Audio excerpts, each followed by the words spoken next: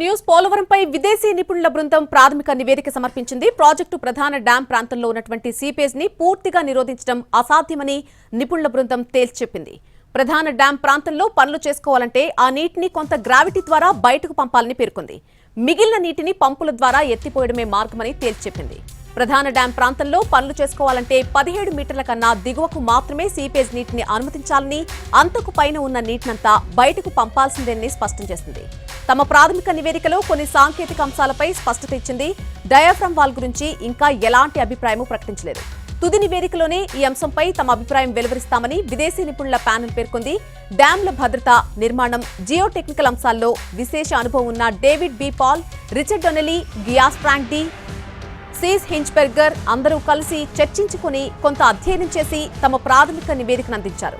కేంద్ర జలసంఘం చైర్మన్ ఈ నివేదికను రాష్ట్ర జలవనరుల శాఖ అధికారులకు పంపారు. ఆ నివేదిక ఆధారంగా ఎలా ముందుకు వెళ్లనున్నారో, ఆ ప్యానెల్ సూచించిన పరీక్షలను ఎలా చేపడతారో తమకు తెలియజేయాలని చైర్మన్ కోరారు.